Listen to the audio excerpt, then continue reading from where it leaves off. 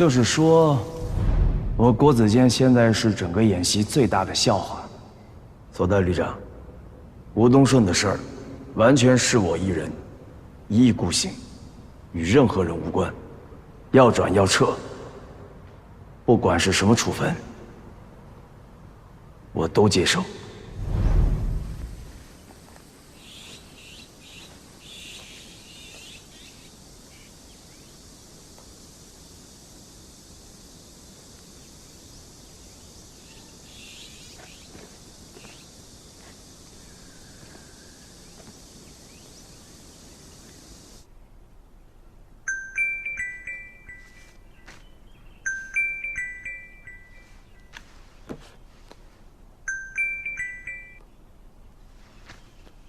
杨参谋，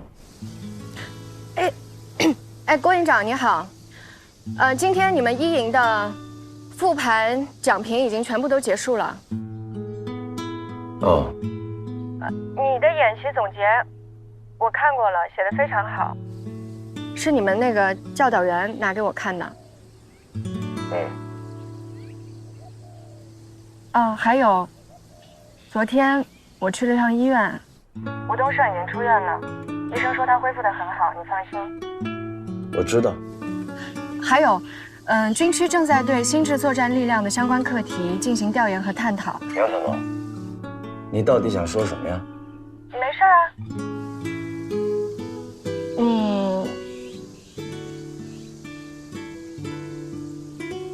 你休假挺好的吧？挺好的。啊，那就好，那再见。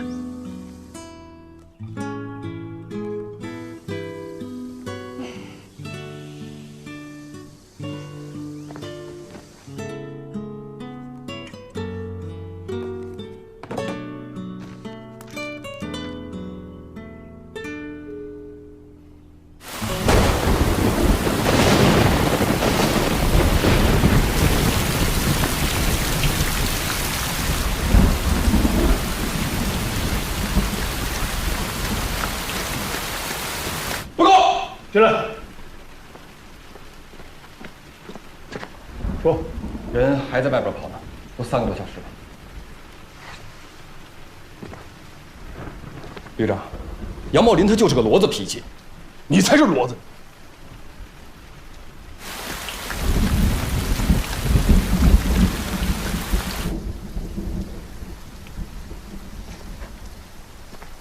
我告诉你啊，杨茂林可是我的宝贝疙瘩。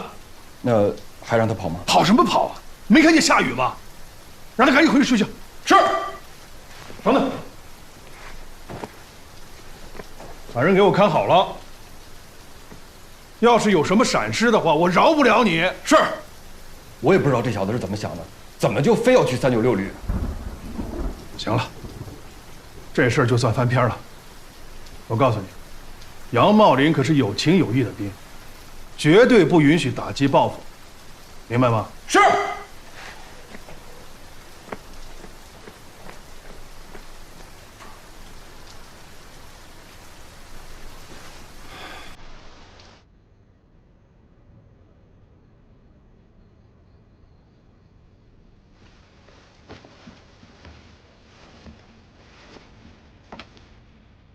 俺知道。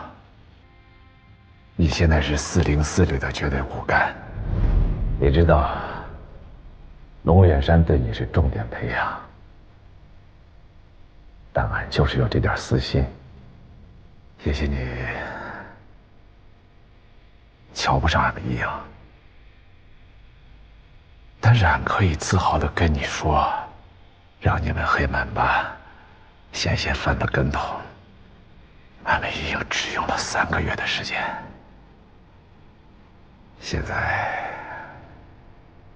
俺站不了岗了，俺想来想去，只有你过来，俺才能走得放心，走得开心。班长，我明白你的意思，但给我一点时间，你放心。 不管成与不成，班长都谢谢你。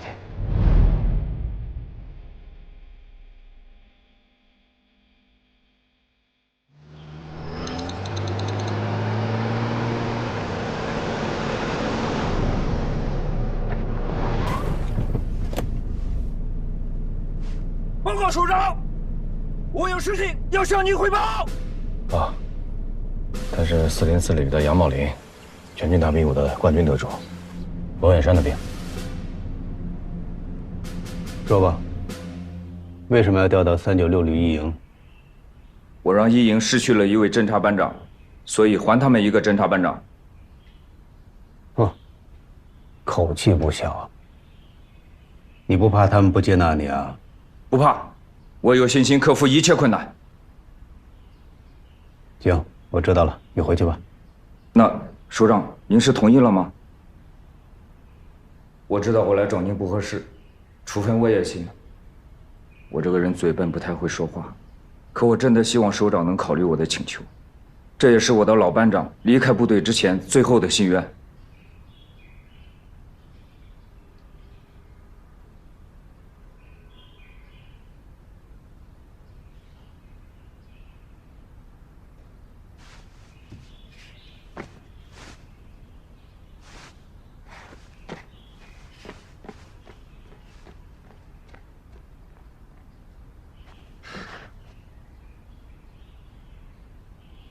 首长，您决定怎么办？你说怎么办？我觉得这个杨茂林表面上看着像一个闷葫芦，但他身上那股倔强的劲儿啊，跟郭子健倒像是同款的。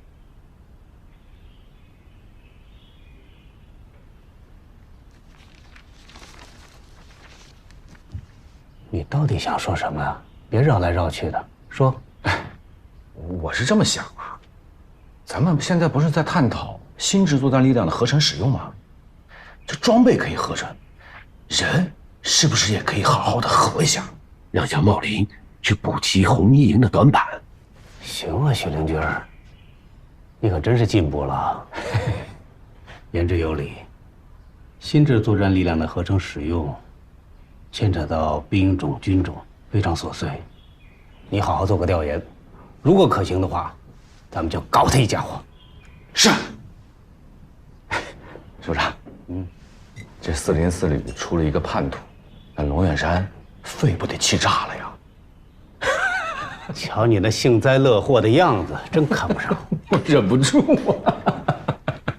你小子能耐了，我就不明白了，我龙远山哪儿亏待你了啊？旅长，您对我的好我都记在心里呢。可是旅长，我还是要去396旅一营。你趁早死了这条心！杨茂林，我告诉你，就算梁副军长亲自到这儿来要人，我也绝对不放。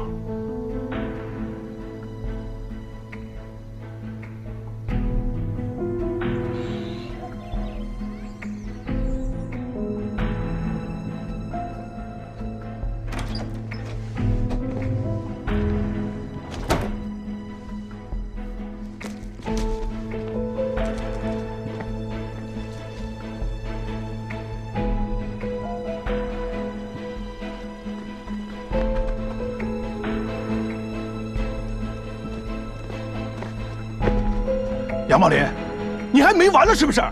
你要是精力过剩就训练去。请旅长批准我的申请。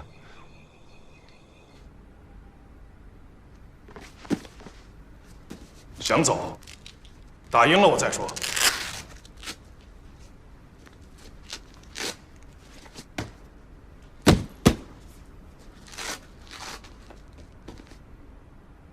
来呀！怂了！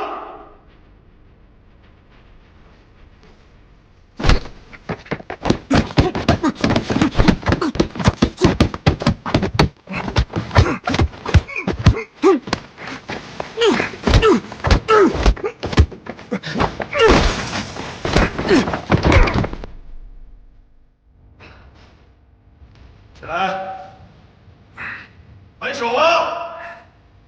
起来呀！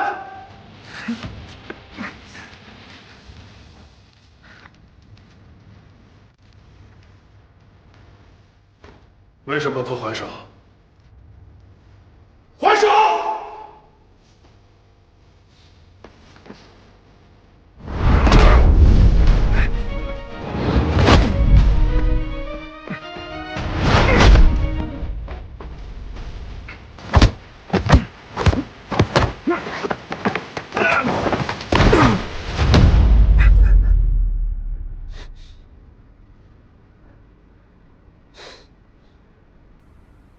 大队长，这是我欠你的。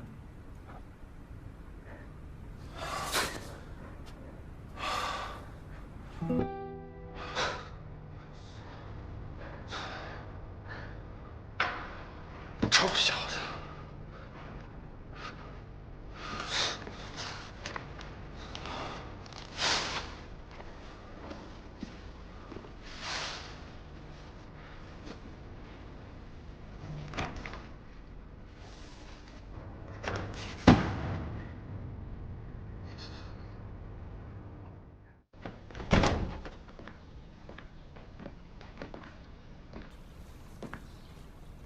要走了。下午的火车。说话不算话，你连我毕业典礼都没参加就要走了。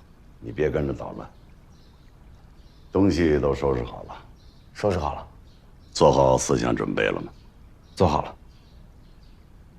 你放心吧，吴东升的事儿我已经安排好了。等新的智能移植下线，他会成为第一批临床试验者。如果他还有其他的需要，我们公司会全力以赴的，不会让他有后顾之忧。谢谢。吃了饭就走了？不吃了，叫的车马上到。好，军人就应该这样。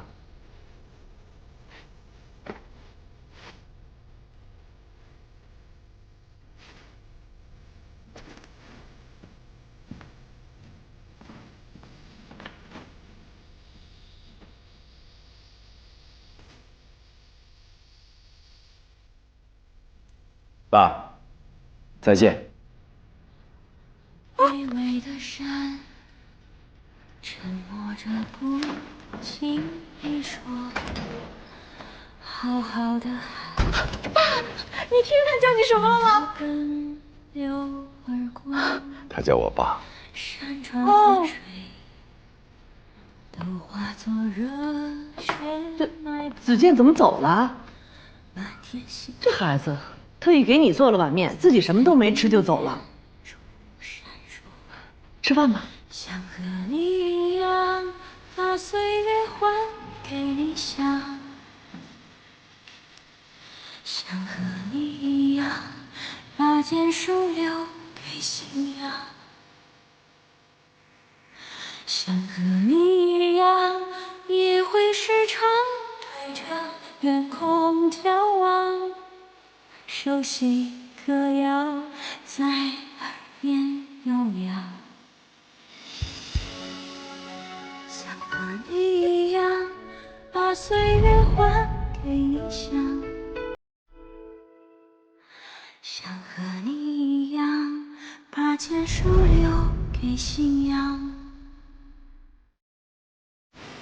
和你一样，也会时常对着远方眺望，熟悉歌谣在耳边悠扬。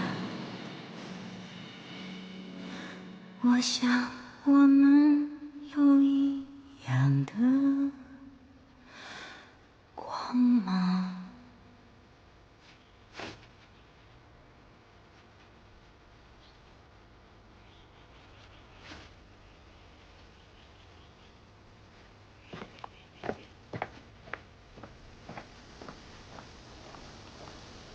真就这么让他走了？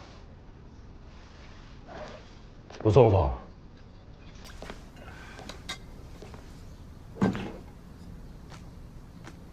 天要下雨，娘要嫁人，他是铁了心要走的，拦是拦不住的。有什么好送的？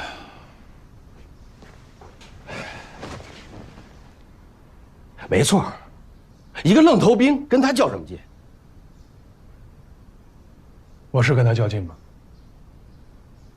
我是心疼。好不容易培养出一个人才，愣是让人给撬走了。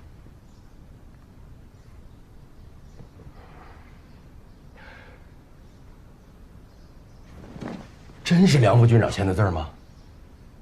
不，他这要干什么呀？这不是拿我们开玩笑吗？这小子瞎讲一句，首长他犯糊涂，糊涂。我告诉你，首长可不是糊涂，他精明着呢。调走杨茂林，没准他是要下一盘大棋。就凭一个侦察班长，未必就一个侦察班长。行了，不说杨茂林的事儿了，一会儿帮我去趟火车站。去火车站接人。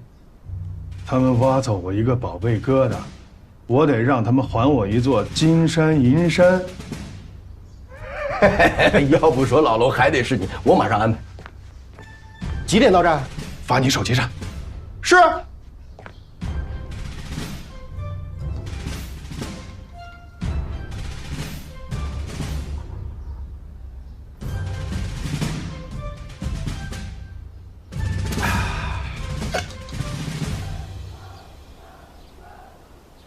3期士官杨茂林向首长报道。欢迎加入396旅。坐。是。怎么样？手续都办好了吗？报告首长，还没有。什么原因啊？我来帮你想办法。我申请去一营。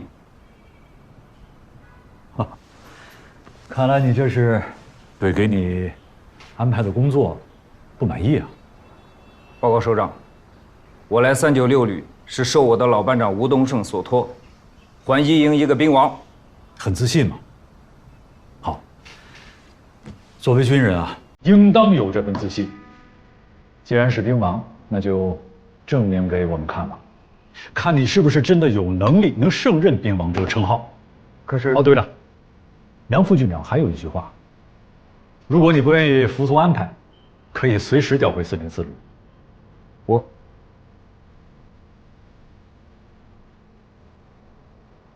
我服从组织安排。报道去吧。是。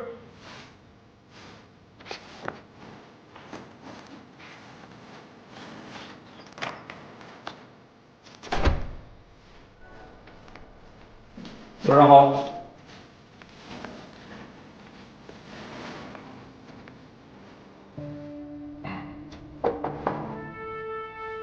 报告。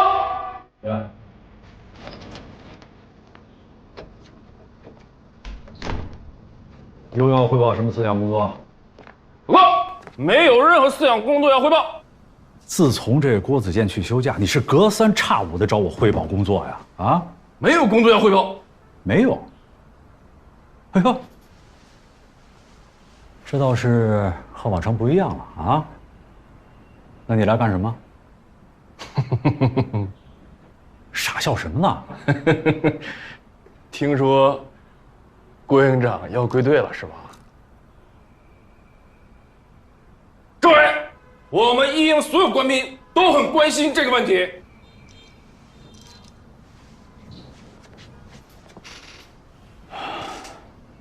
他要提前归队，你是不是跟他透露什么了？政委，那你真的太冤枉我了。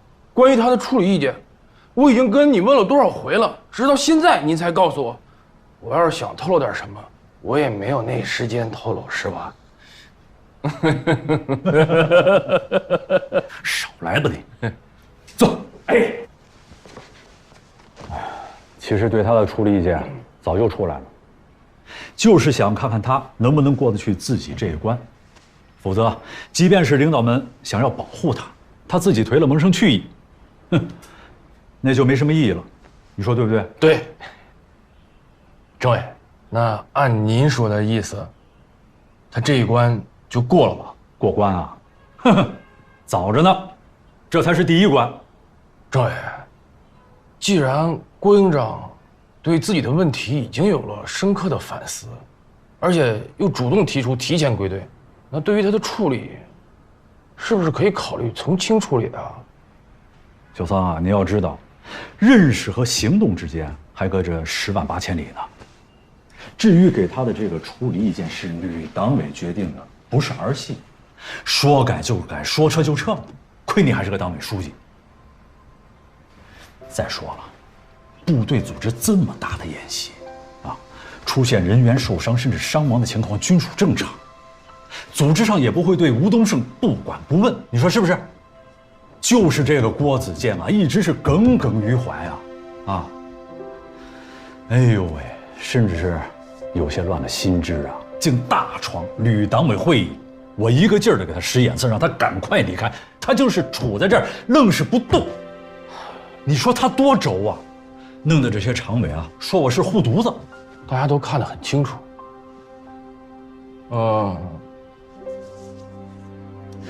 这正说明了他的心智不成熟，更需要在工作当中磨练自己。还有你，出现这种情况，你这个党委书记也负有一定的责任，你的思想工作没做到位。政委，您说的这些话都太对了，每一句话都是为了郭子健好。我觉得您不是护犊子，您是爱兵如子。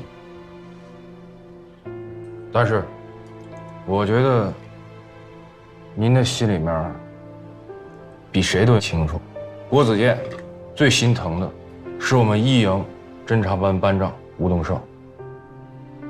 从郭营长来我们营那天起，他对我们一营每一位官兵倾注了太多的心血。我们一营的变化，大家是有目共睹，这种情感太深了。这我都明白，这也是大家给他一次机会的原因。至于侦察班长，刚才出去那个人，你认识吗？看着眼熟，但叫不出名字来。404旅侦察营特战班长杨茂林。哦，他来咱们这儿干什么呀？这小子给梁副军长写了封血书，要接替吴东胜到一营来当侦察班班长。还写了血书。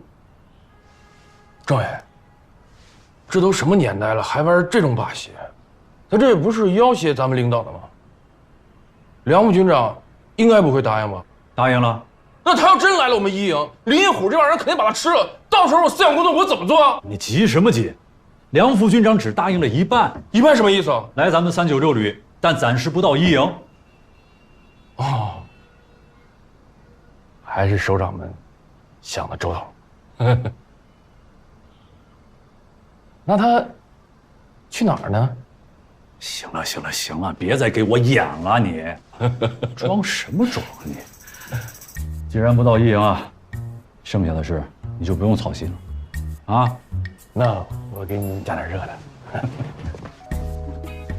周委，关于郭子健的处理上，我个人觉得啊，响鼓不用重锤枪，少跟我嬉皮笑脸，给你加点热的。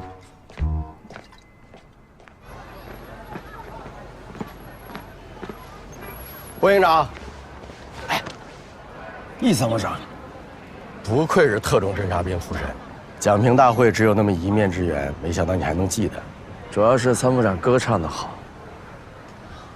说的就，老红故意的，最爱干这种事儿。走，带你见个人，我还能把你卖了。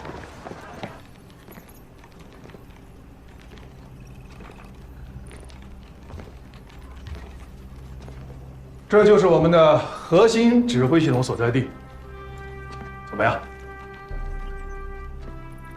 董旅长，您带我看了这么多宝贝，到底什么意思？我把我的家底儿都亮给你了，你说是什么意思？我现在可是要滚蛋的人了。根据现在的政策，你走不了，因为你提出转移的理由不够特殊。据可靠消息，如果你继续留在396旅的话，会很坎坷，甚至会影响你的前途。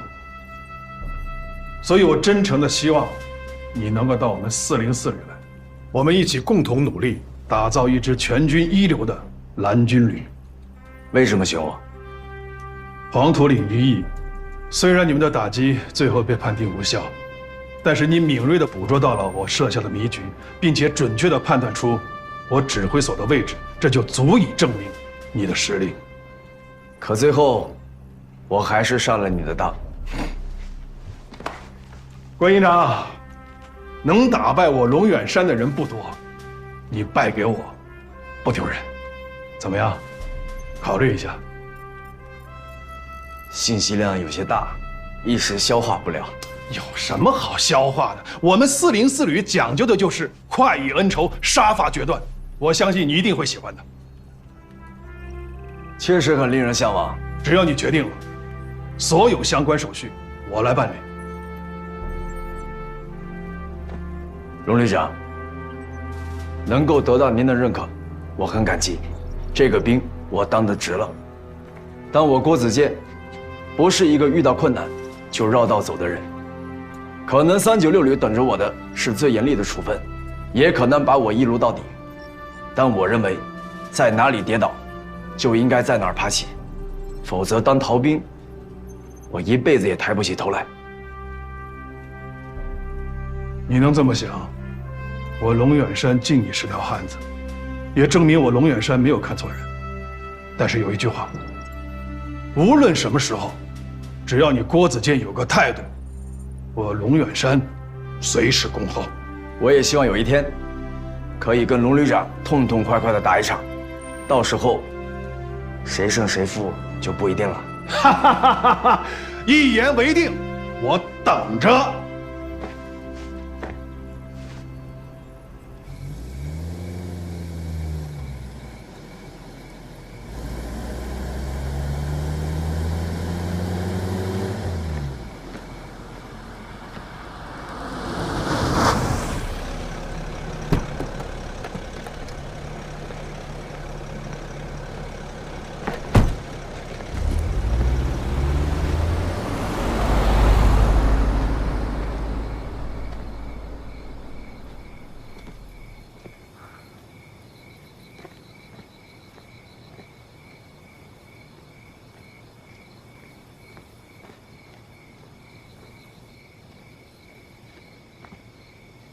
这不是龙远山的车牌吗？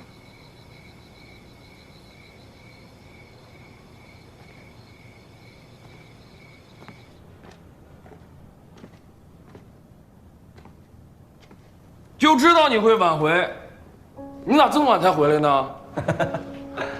人家李松伟、林虎他们一直等你到吹熄灯号，我撵他们回去睡觉去了，他们不肯走，我骗他们说你明天才回来，他们才肯走的。你等我呢？我为什么要等你？一个大老爷们等你，我有病啊！哎，给我，走，去你屋，赶快洗把脸。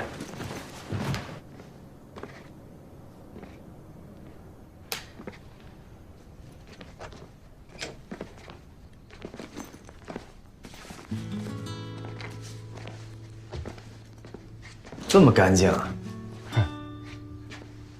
你走了以后呢？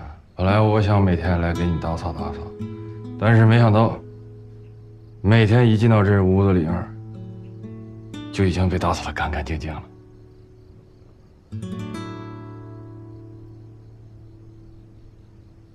你的事儿有结果了？说吧，什么结果？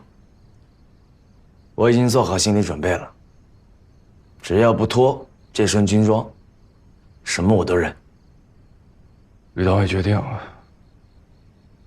撤销你的营长职务，让你去教导队担任军事教员。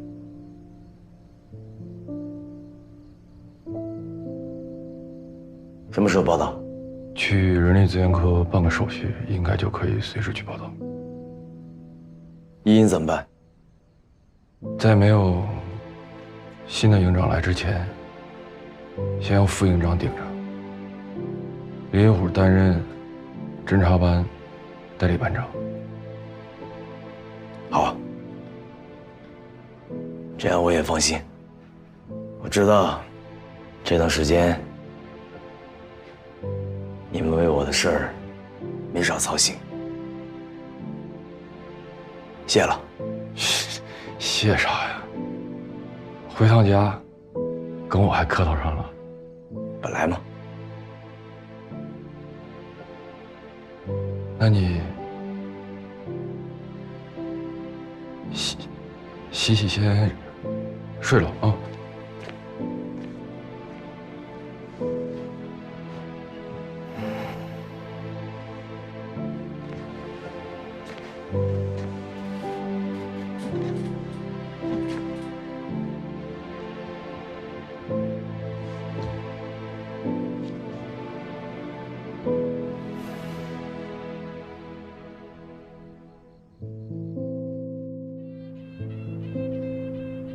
对你的处理意见都知道了。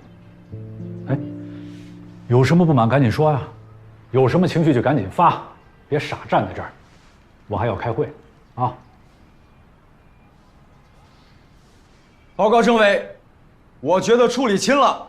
哼哼，还算是有自知之明啊啊，的确是轻了。照我的意见，就应该把你一撸到底，当个排长，重新开始。政委说的对，我没意见。但是组织上，在对待干部个人进退时，不仅有雷霆手段，还有菩萨心肠。我给你透个实底啊，工作组在一营听取对你的处理意见时，每一个官兵啊，都在为你开脱。尤其是李松伟那个臭小子啊，最过分，甚至觉得像你这样的干部还应该得到重用。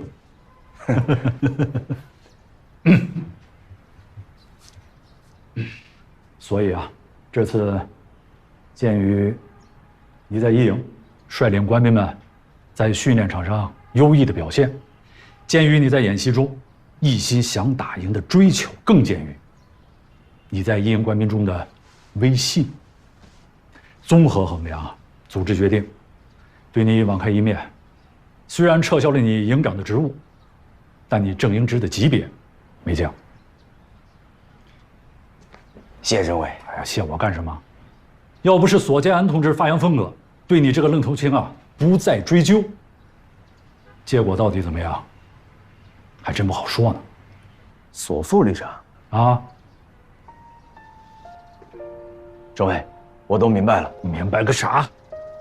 我告诉你，从现在开始，你的这个处分就留在档案里了，将永远的保存下去，就是你的子孙后代都无法消除。我懂。哟，这回家一趟，进步挺大呀，啊，知道掐着尾巴做人了。政委，我都这样了，您就别笑话我了。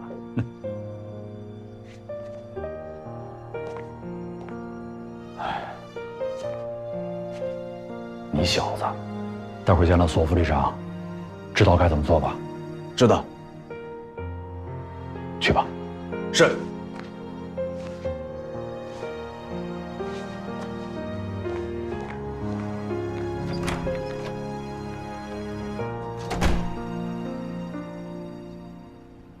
原则上我没什么意见啊，有几个小的地方我修改一下，回头传给你。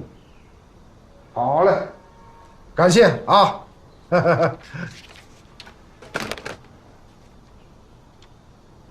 哎呀，这可不是小问题呢。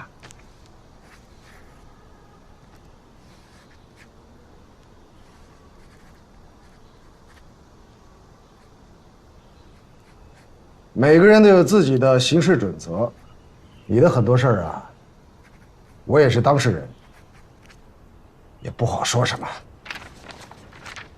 索副旅长，错了就是错了，我向您道歉。道歉倒不必了，你对不起的不是我个人，对错自有军规党纪来裁定。再说了，组织上都已经有定论了，我没意见。这的确是我的问题，我不够成熟，您就好好的批评我一顿吧。不是你什么意思啊？你把我看成什么人了？行了行了，我这正忙着呢啊，咱们今天就到这儿，啊。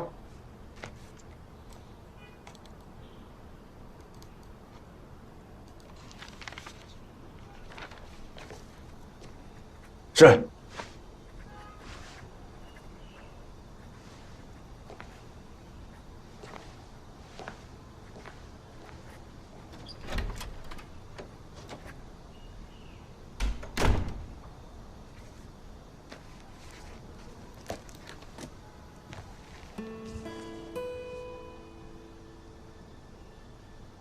教导员啊，郭营长是挨处分的，你这么大张旗鼓的送行，这明摆着给领导上眼药啊！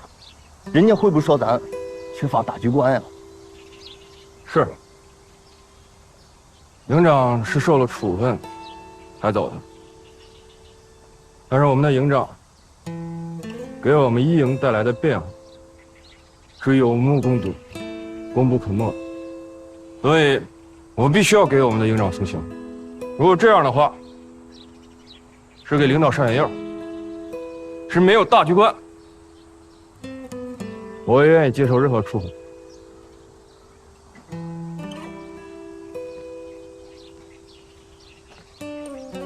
同志们，我们的营长马上就要离开我们了，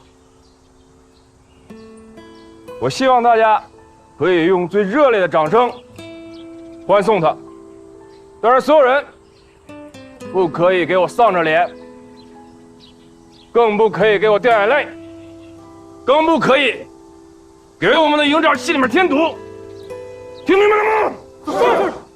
报告。教导员，营长来了。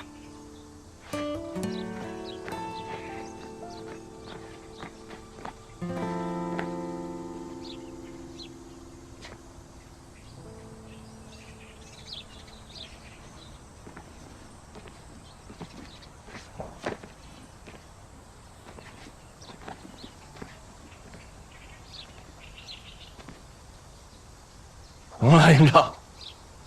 自己的兵都有点不熟悉了。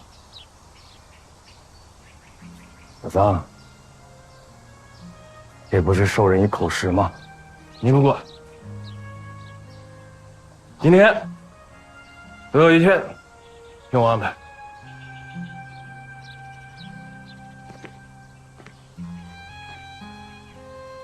同志们，我们的营长此时此刻就要离开我们一营了，去教导队任职。我希望我们可以用最热烈的掌声，预祝我们的营长再创佳绩，马到功成。鼓掌！将梦想都放进了心，你要不要唱？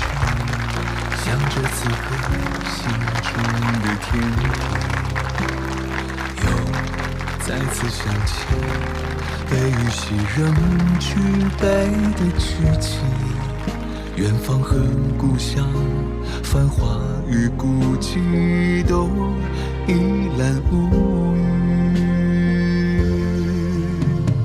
一年一岁，一朝又一夕，愿追赶之后相识与相遇，无法触及却不忍舍弃，化作漫长的期许。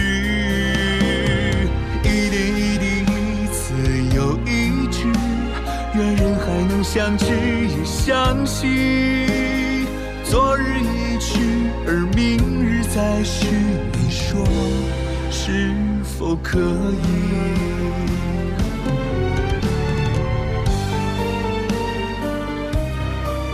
交战！敬礼！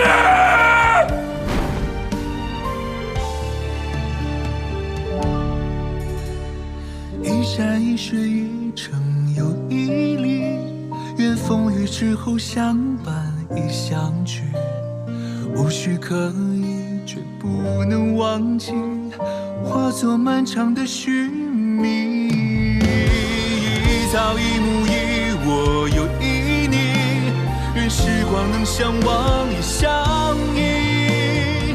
多少陌生与多少熟悉，你说都会铭记。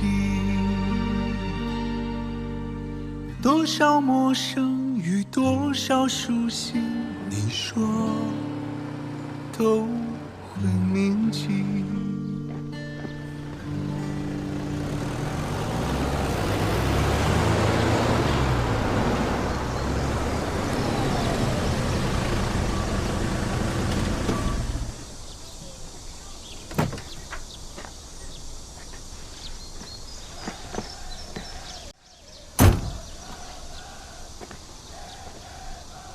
这不是不可一世的郭营长吗？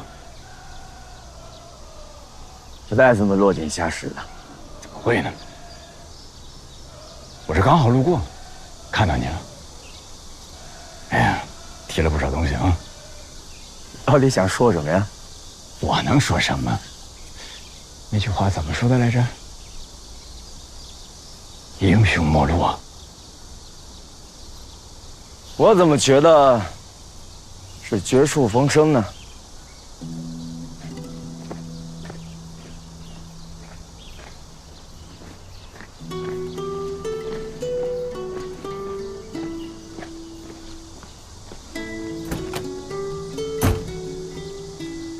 营长，咱还走吗？走哪儿去？回去吧。您该不会是专门来为营长送行的吧？是啊，他这一走还真有点舍不得，少了一个好对手啊。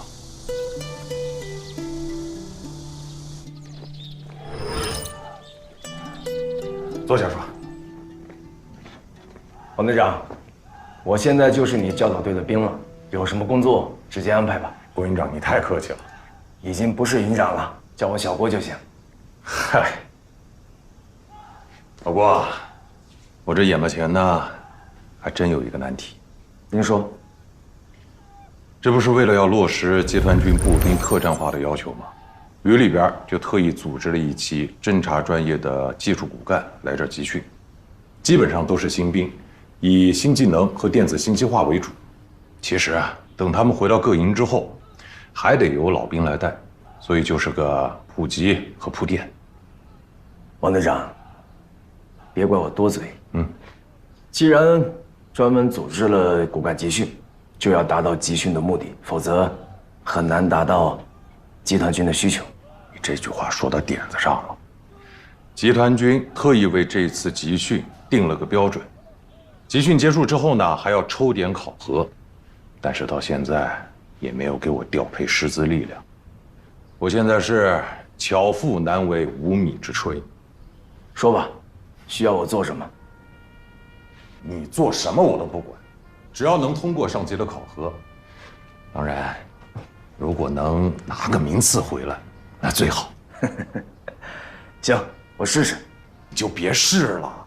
这样，这个集训队以后就交给你全权领导。你放心，我们队领导绝对不会干涉。当然，我们也不会让你孤军奋战，给你配了个助手。杨茂林，到。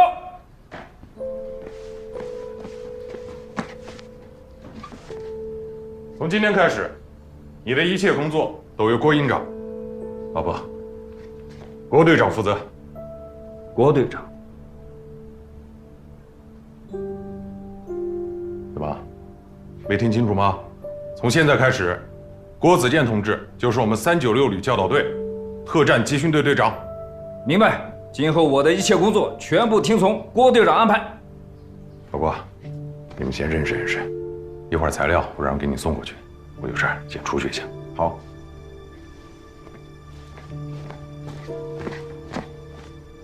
郭队长，我的工作怎么安排？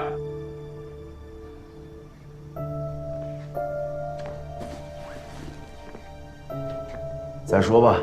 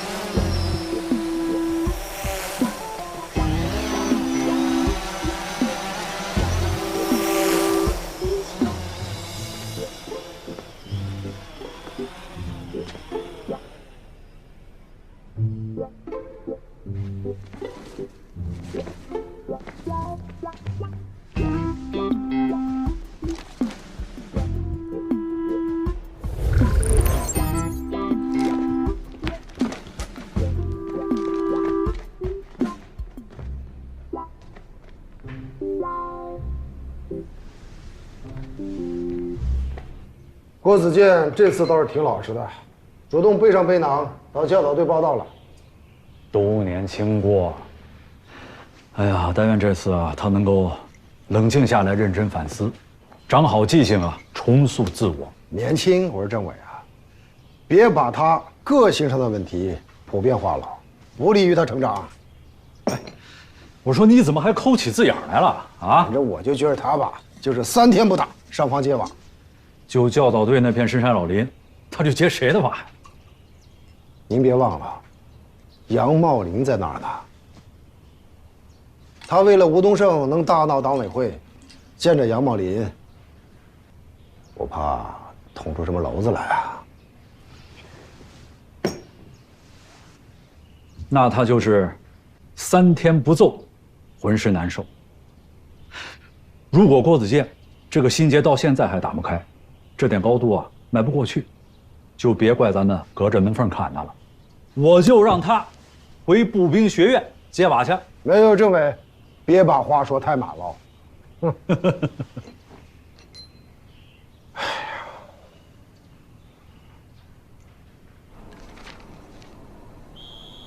这就是咱这期学员的所有个人资料。东方晴天，无人机。无人机的指挥与操作主要靠无线电遥控设备和自备的程序控制装置来操作。虽然没有驾驶舱，但留有的空间却安装有自动驾驶仪、程序控制装置等系统。无人机在天上飞行，那么怎么让这些风筝不断线呢？其实人们可以通过地面、舰艇、母机遥控站人员，包括雷达等设备，对其进行跟踪。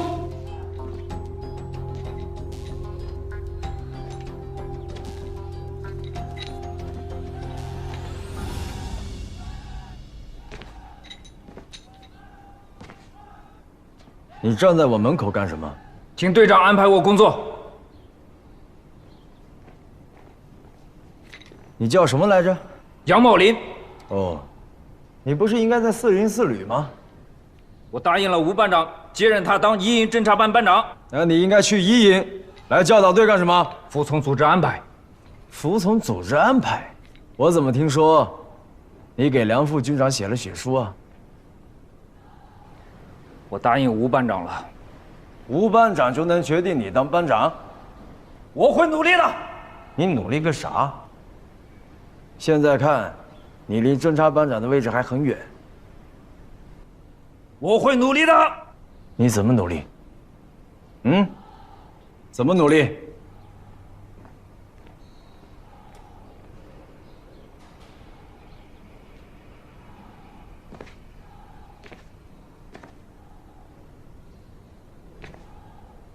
上别的地方待着去，别站我门口。请队长安排我工作。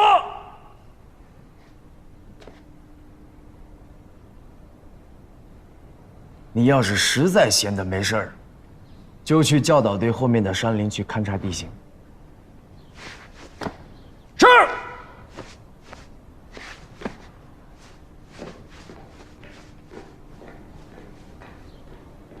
注意安全。是。木头。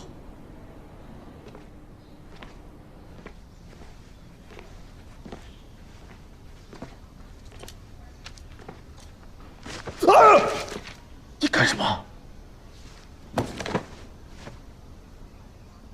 东方晴天，我刚才讲了什么？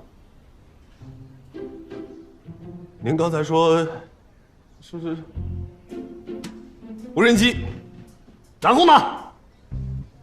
然后像风筝一样，像有个人陷在地面牵着它，要不然容易丢。行啊，推理的不错。那你说一下，该怎么让我们的风筝不断线呢？通过地面、舰艇、母机遥控站人员以及雷达等设备，对无人机进行跟踪、定位、遥控、遥测和数字传输。无人机的使用范畴有哪些？军事用有空中侦察、监视、通信、反潜及电子干扰。近年来，无人机在军事作战上取得不断的拓展，比如别扯那么远。我问你，无人机的管控怎么区分？报告校园，您的问题不够精确。无人机管控分为自我管控、良性管控、恶性管控。时间关系，我只谈谈无人机的反制手段及技术分类。概略来讲，一是无线电干扰，二是网捕技术，三是硬毁伤技术，四是激光打击技术，五是高能。王景天，你以为你把教材背熟了，你就真正掌握无人机技术了？报告教员，我不用背教材。如果说操作的话，不知道您说的哪一款，是大型无人机，还是小型无人机，或是微型？东方晴天，你牛啊！我看这无人机的课，干脆你来上吧。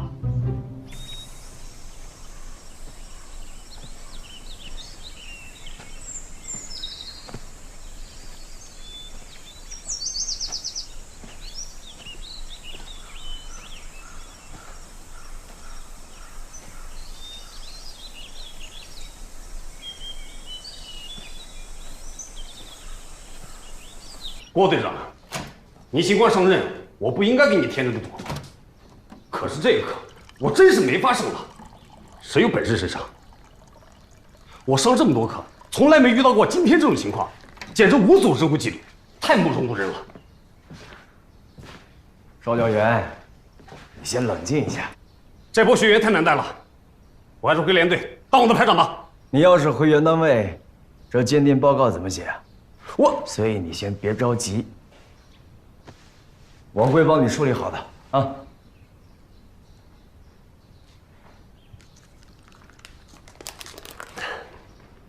谢谢郭队长。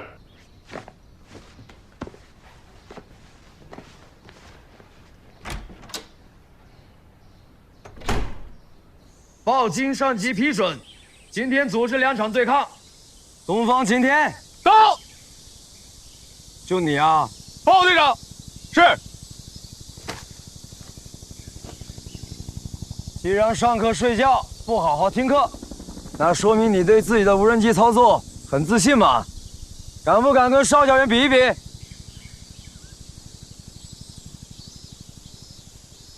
不好吧，队长？会尴尬。少废话。今天就比较简单的，1对1空对抗，大家想不想看？想。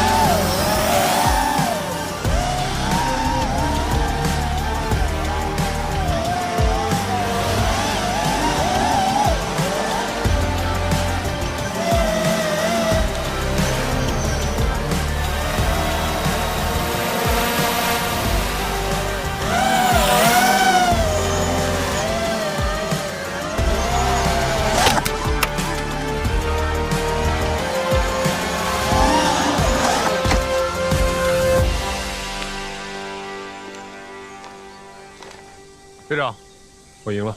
谁说你赢了？我是让你跟邵教员比一比，没说就比这一场。集合，转场。是。第二项越野驾驶，东方晴天，你们连队说你这个科目成绩优秀，比一比。怎么，不敢啊？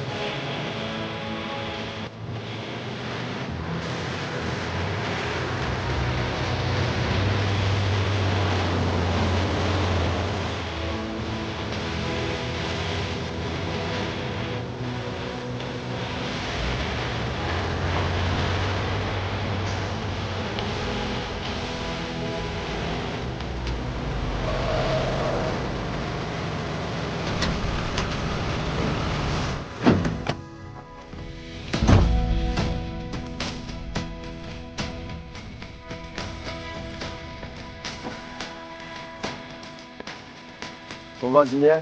啊。邵教员是3营的尖兵排长，对各种步战车、装甲车、侦察车，大到性能，小到一颗螺丝钉，他都非常了解，而且可以操控自如。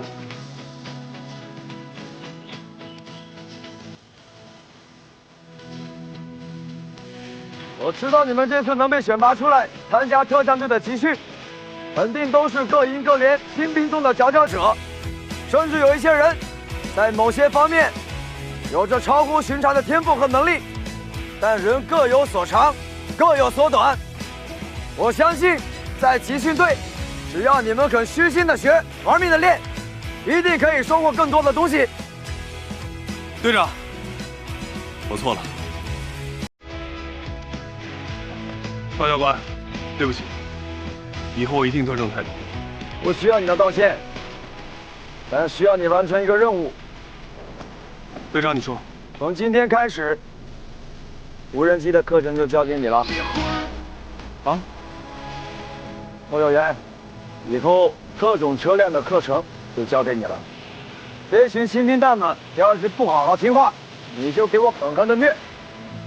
到结业的时候，希望他们都能够达到最高标准。走。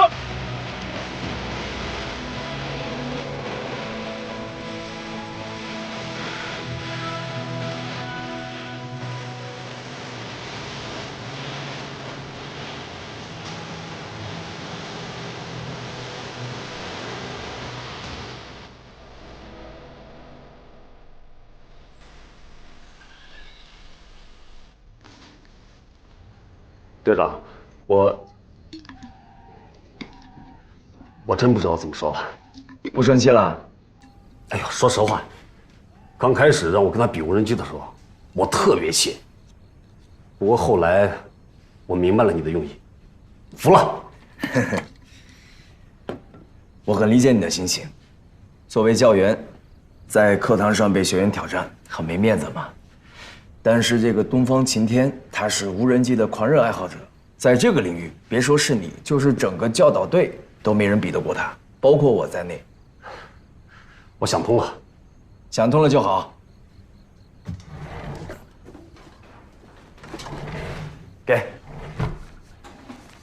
这是一套军事教学的教材，里面文本、视频都有，学科很全，你应该需要。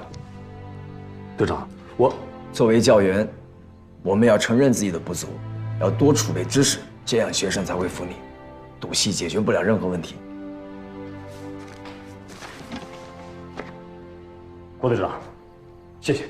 不客气。好好学，等着你上课呢。好。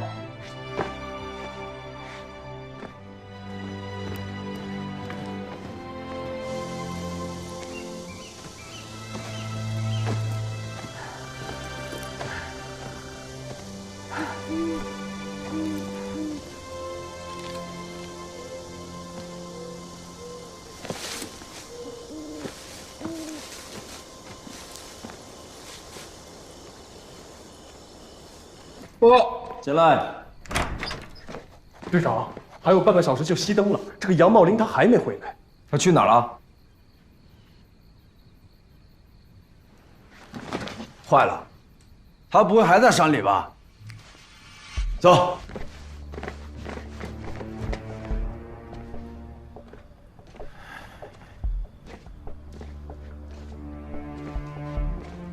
你说这个郭子健，才来队里边几天，屁股还没捂热就给我上了2管眼药。咱们这山深林密的，这杨茂林要是真有什么意外，队长，你也别太担心。这杨茂林是特战老兵，有着丰富的野外生存经验，而且虽说是山林，那也是咱们内部营区，说不定路不熟，在哪迷路了。这士兵监控都查了2遍了，连个影儿都看不着。我听说，这老郭对杨茂林态度很冷，而且中间还夹杂着吴东胜，你说会不会？瞎想什么呢？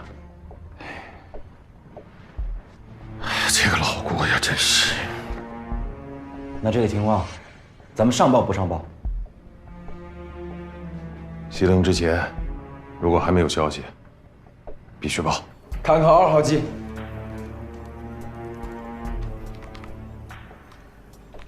4号。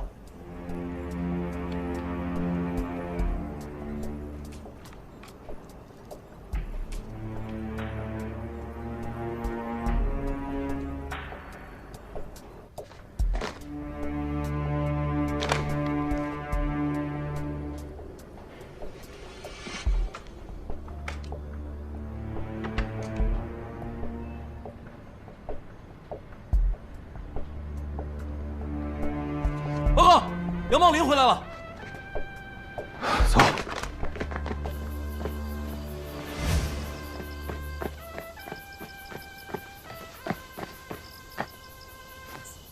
报告，杨茂林奉命勘察地形，已完成相思崖以南主要目标点勘察任务，请指示。什么意思？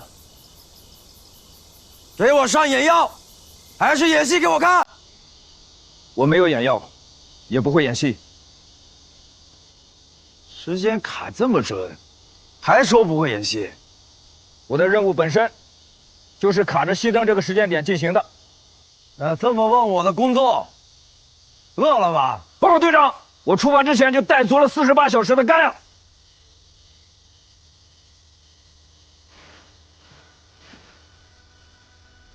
回来，是。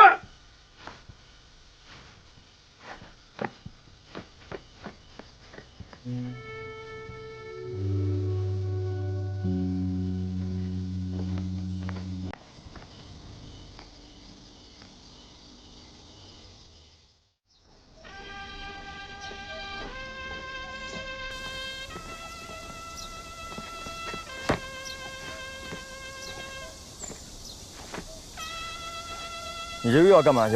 报告，勘察任务尚未全部完成，今天的目标是相思崖以北的主要目标点。不用去了。报告队长，任务不能半途而废。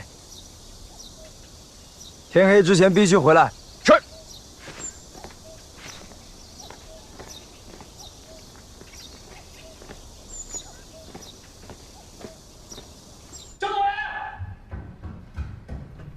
政委，政委，喜事啊，大喜事！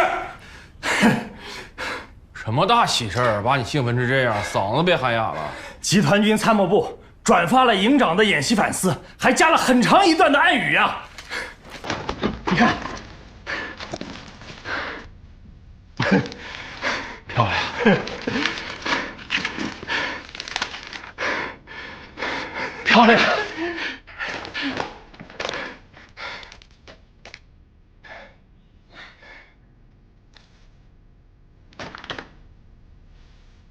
咋了？这马好好放的，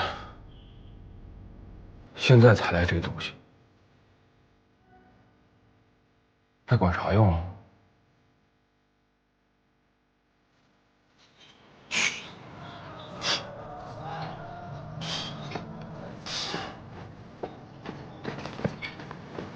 报告，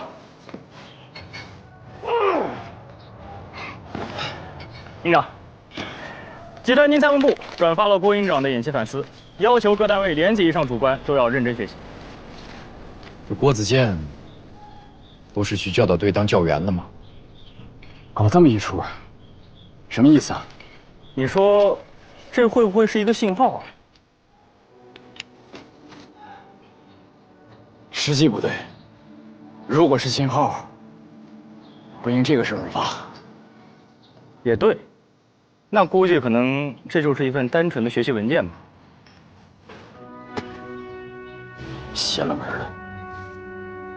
郭子健都被点去教导队了，怎么还能搞出这么大动静？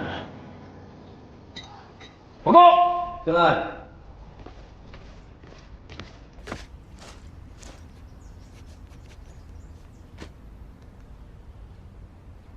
说，地形勘察完毕，教导队内部可控用地89平方公里，各类工事设施78处，训练监控点25处，其方位、坐标、名称、用处都已掌握。教导队有内部地图，地图是死的。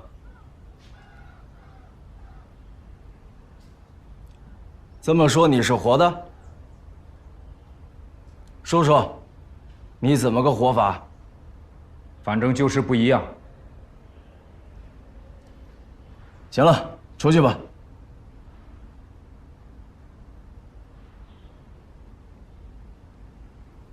怎么？还要我请你喝茶？还有一件重要的事情需要向您汇报。说，训练场背后的云峰山脉，密林覆盖，奇峰迭出，目前还没被旅游开发，训练潜力很大。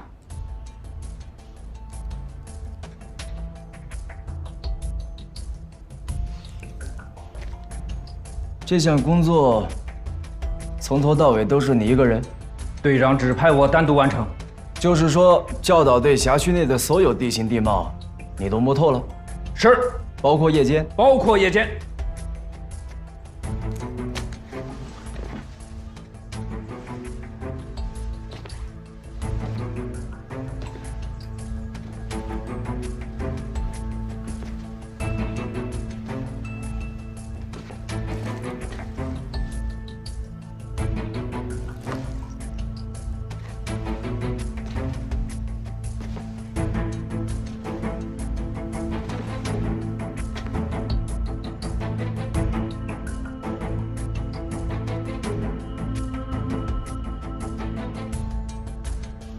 我能相信你吗？能。好，你回去制定一个特战小组的选拔训练计划，做好交给我。有问题吗？没有。出去吧。是。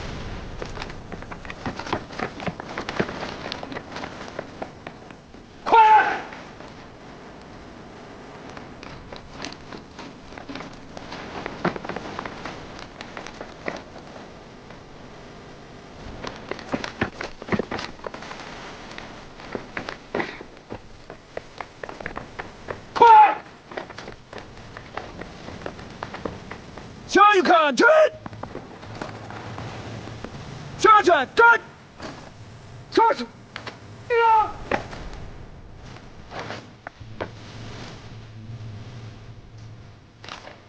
队长同志，队伍集合完毕，请指示。稍息。是。是。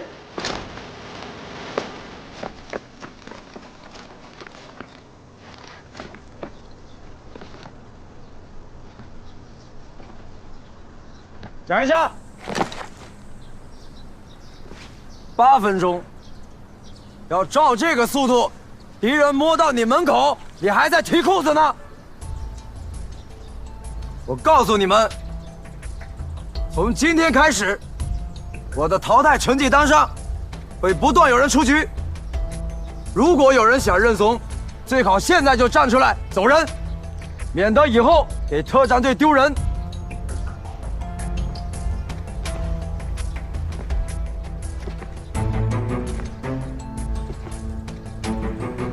我知道，你们有人会认为自己是学技术的，是技术侦察兵。那我想问一问在场的各位，有没有人愿意在战场上当俘虏？没有。我听不到。没有。好，既然都不愿意，那后面的野战训练就都别给我哭鼻子、抹眼泪、丢人现眼。你们现在有30个人，经过第1阶段的野战训练，只有12个人有机会可以参加额外的野战特殊训练，成为尖子中的尖子。现在，给你们5分钟，准备好后面野战训练所有物资，解散。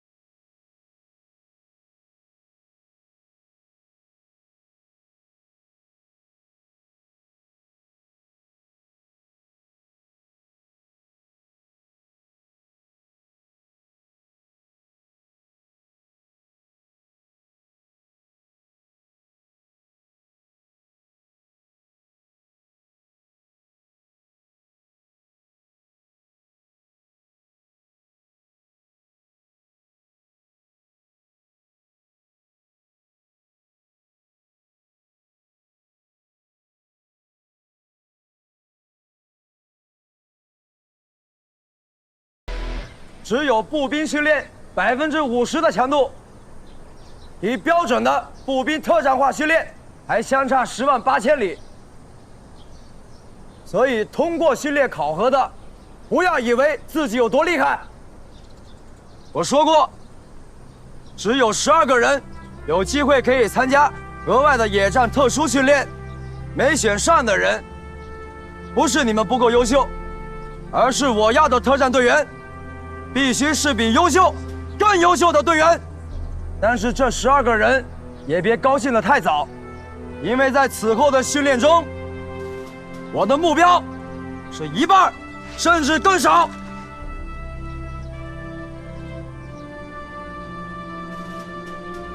下面由杨班长宣布12人名单。牛全福，没想到他们还像模像样的，这说不定啊，真能让他搞出点名堂。马哲正到，董文博到。我给了你3天时间，让你好好研究下训练计划。你就给我这么一份东西。如果按照规范的系统化训练评判标准来衡量，你这个东西入门级都算不上。我这是我什么我？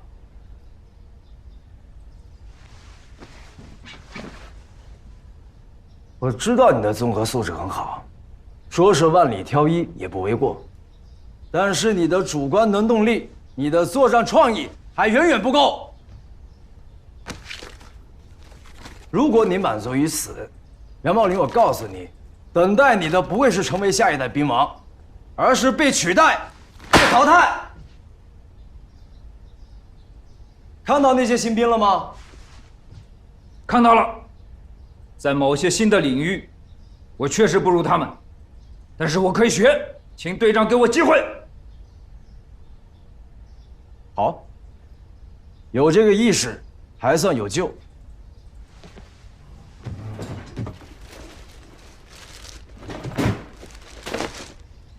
把这些拿回去，给我吃透了。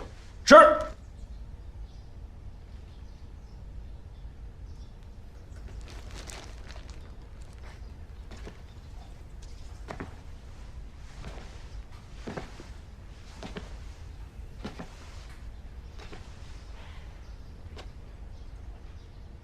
是不是觉得我太不近人情，在故意针对你？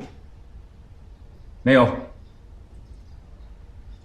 知道这些资料的上一任主人是谁吗？不知道。是你的老班长吴东胜。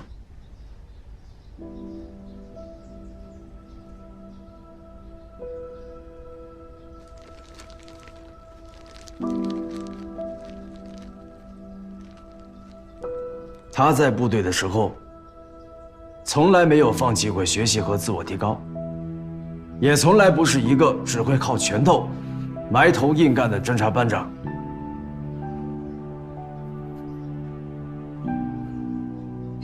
他离开部队的时候特意嘱托我，如果你来了396旅，就把这些资料转交给你，但是我也要判断你到底配不配拥有他的信任。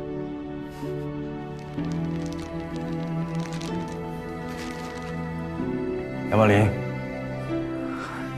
你过关了。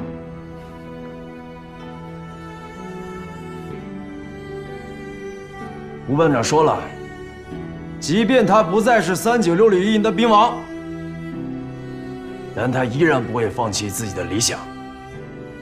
是，我也会继续班长的理想。你错了，如果只是因为愧疚，你大可不必。你也没有必要为了别人而活。没有，我的理想跟班长的理想是一致的。我选择到396旅，到一营，是我深思熟虑之后的决定。那你现在去不了一营了，后悔吗？不后悔，因为我觉得早晚有一天，我会……不对，是我们都会回到一营。好，队长，我们接下来的野战训练怎么办？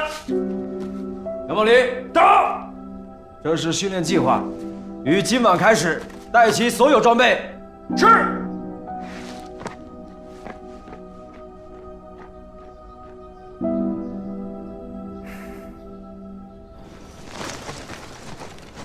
队长，咱们不是说在关峡岭南侧训练吗？怎么跑山顶上来了？难不成今晚在这扎营？要真是在战时，敌人的行动计划发生改变，我们还要按原计划进行吗？还有，扎营今晚就别想了。又是不能睡了一个晚上喽。队长，有情况，关峡岭北侧发现有部队活动。同志们，这次404旅的跨区演习，本来和我们396旅是没有关联的，但是集团军的意思是，想趁此机会给404旅提供一次战前练刀的机会，同时，也让我们这些不参加演习的部队可以练练兵。所以临时通知，要在404旅途经的几条线路上安排1、2次规模有3个营组成的中小型的对抗，我们396旅就是其中之一。那我们教导队的具体任务是什么？我们教导队的后面关霞岭北侧50公里范围，就是这次对抗的演习区域。由于集团军下到旅里的通知中没有明确具体的时间和作战细节，所以旅首长要求我们做好一切战备准备，协调部分人员，配合上级完成任务。现在1营和2营的车队马上就要进场了，大家赶紧准备吧。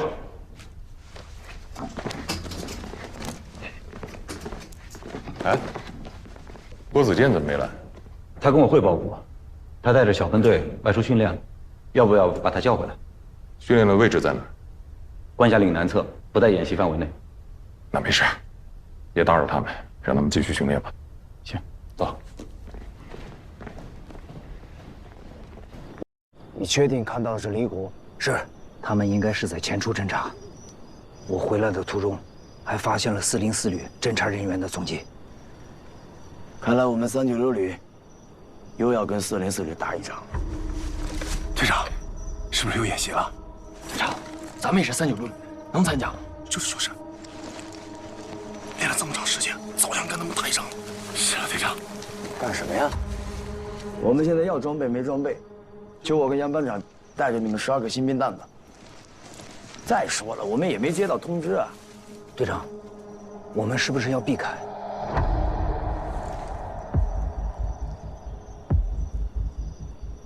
既然没接到通知，我们就按原计划进行，继续前往关霞岭北侧区域进行野战训练。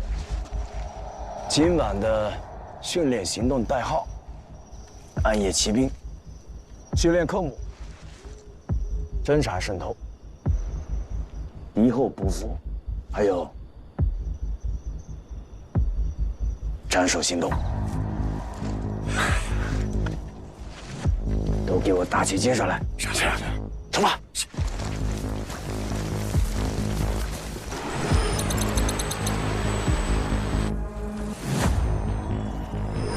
双方的位置。404旅已经提前进入演习区域了，396旅的1营、2营也已经到位，可是这个3营啊，还在路上。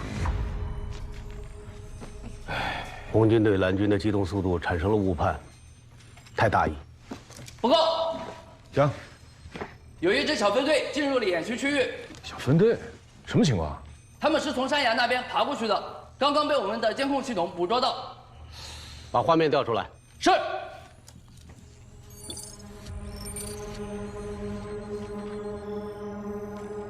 哎，这不是郭子健吗？是啊。首长，你不会早就知道了吧？我又不是神仙。不过，这次演习在教导队附近，从某种意义上说，他也算是红方的人。也是，这小子就喜欢突然袭击。那首长这怎么决定啊？既然是练兵，不要告诉红蓝双方，把这只不速之客放进去，看看能在红蓝双方之间产生什么样的化学反应。他1没指挥权，2没装备，恐怕不太容易吧？哎，不过，一个曾经在红方的郭子健，再加上一个曾经在蓝方的杨茂林，这个组合倒是挺有意思。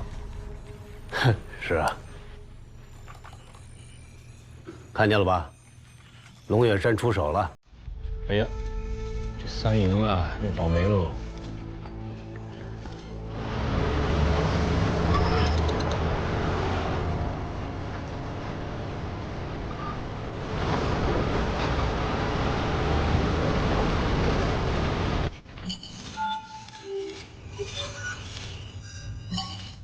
报告营长，前方发现敌人侦察无人机，迅速疏散营地，保持无线电静默，启动防空力量，防止敌人进攻。报告。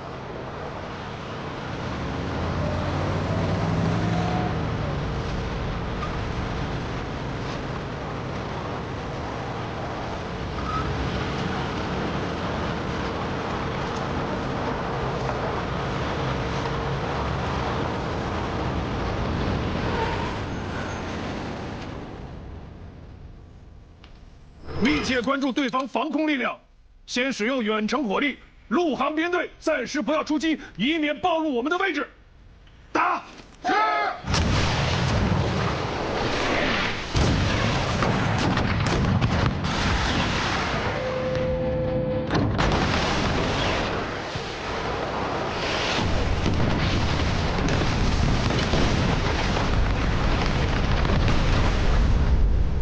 3营损失怎么样？报告，3营车队共损失7辆突击炮车和11辆轮式步战车。我的个娘啊！这个3营长怎么设的防？就一波远程打击，把我一个营的重装备全都干掉了。通报1营、2营，无论如何做好防御。是。快！命令：1. 派出侦察小分队，对敌已进入关下岭北侧区域部队实行抵近侦察，判明真伪后，派突击分队偷袭1营、2营的重装备，然后以坐标引导打击。2. 预留一个排侦察精兵，准备端所见安好。是。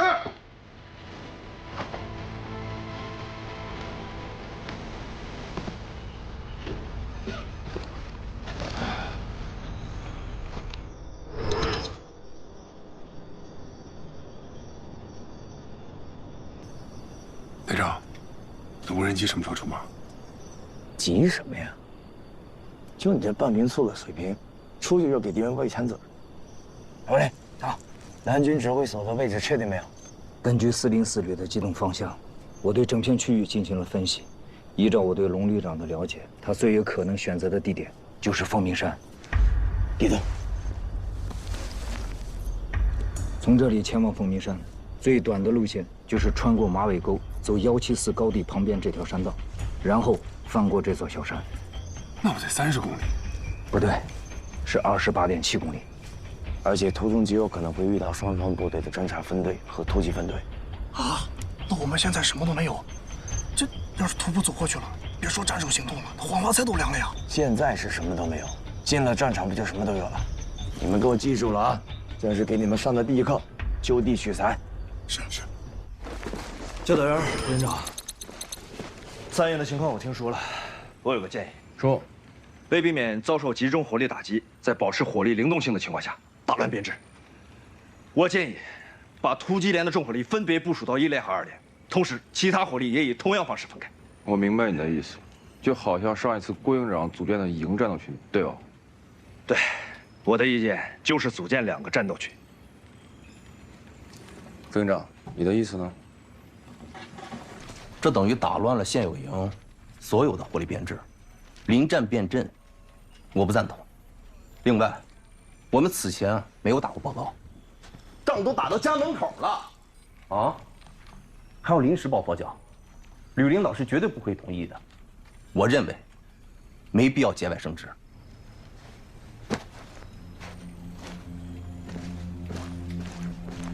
别动！到！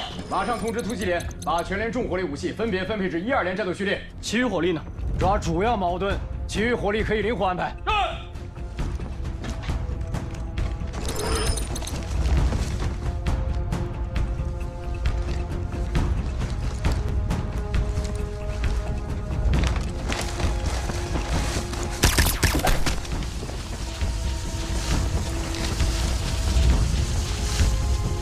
早就发现你们了。第1小队继续执行侦察任务，其他人跟我走。